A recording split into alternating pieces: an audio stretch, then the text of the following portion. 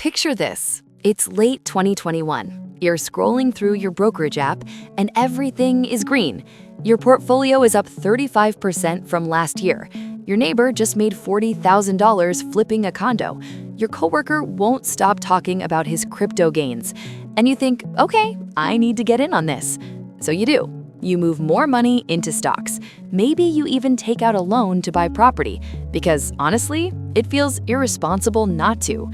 6 months later, the market drops 25%. Crypto collapses 70%. That property your coworker bought, now underwater. Sound familiar? Here's the thing. While you were getting in, someone else was quietly getting out. Not panicking, not selling everything, just shifting. And that quiet shift, that's what we're talking about today. Look, I'm not going to pretend anyone can perfectly predict a market crash. Nobody can. Not Warren Buffett, not Ray Dalio, not your financial advisor. But here's what wealthy investors do differently. And this is backed by decades of behavioral finance research.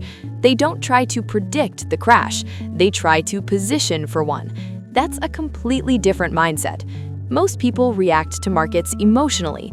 They buy when things feel great, which is usually when assets are expensive, and they sell when things feel terrible, which is usually when assets are cheap.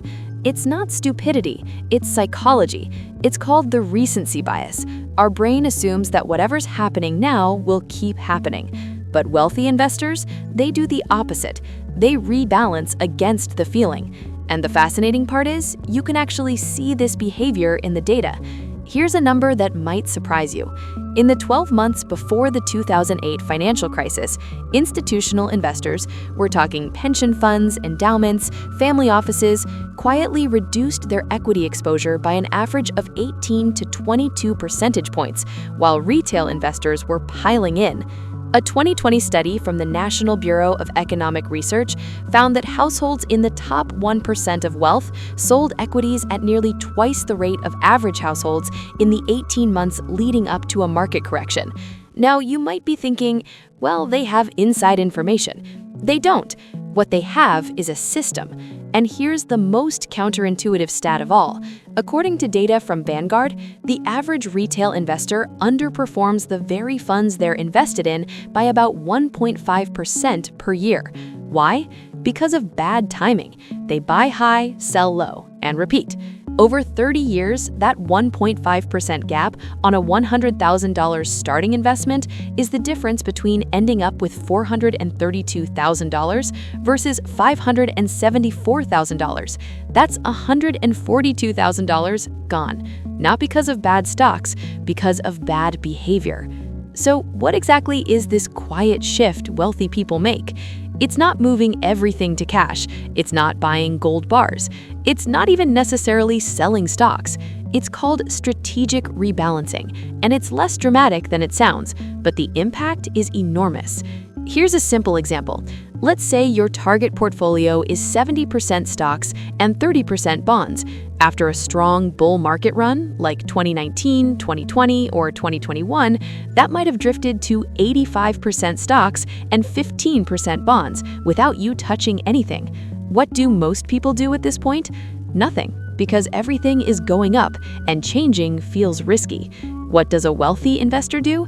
They sell some of the stocks, the winners, and buy more of the underperforming bonds. They restore their allocation. Here's the math. If the market then drops 30%, the person at 85% stocks loses $25,500 on a $100,000 portfolio. The person who rebalanced back to 70% stocks, they lose $21,000. That's a $4,500 difference just from a simple mechanical rebalancing. But there's more to it than just the numbers. The psychological shift is actually the bigger thing. Because when you rebalance during good times, you're training your brain to do something incredibly hard, sell when it feels good, and buy when it feels bad. Think of it like this. Imagine a grocery store randomly marks all prices up 40%. You wouldn't suddenly rush in to buy more food just because the prices went up. You'd wait for a sale. But in the stock market, we do the exact opposite. We see prices up 40% and we run in. Wealthy investors have internalized that a rising price is not a reason to buy more. It's often a reason to sell some. Now, here's what most people don't realize. This isn't just about market timing, it's about liquidity positioning. Before a downturn, sophisticated investors quietly increase their cash and cash equivalents holdings, not because they know a crash is coming, but because they want to be ready to buy when it does. Warren Buffett's Berkshire Hathaway held $147 billion in cash and T-bills by mid-2023. That's a record. And Buffett has said publicly that he's not hoarding cash because he's scared. He's hoarding it because he wants options. When the market dropped 34% in March 2020, Berkshire had the firepower to deploy capital. Most retail investors were paralyzed. The analogy I like is this. Imagine you're a surgeon. Before a long procedure, you don't wait until you're in the middle of surgery to sterilize your tools, prep your team, and clear your schedule. You do all of that before the operation starts. Wealthy investors prep their financial tools before the market operation begins, and they do this through 3 quiet moves. 1. They trim concentrated positions. If one stock has grown to represent more than 20% of their portfolio, they reduce it, not because they hate the stock, because concentration is risk. 2. They shift some equity exposure to dividend-paying stocks or value stocks. These tend to fall less during downturns and recover faster. 3. They reduce leverage.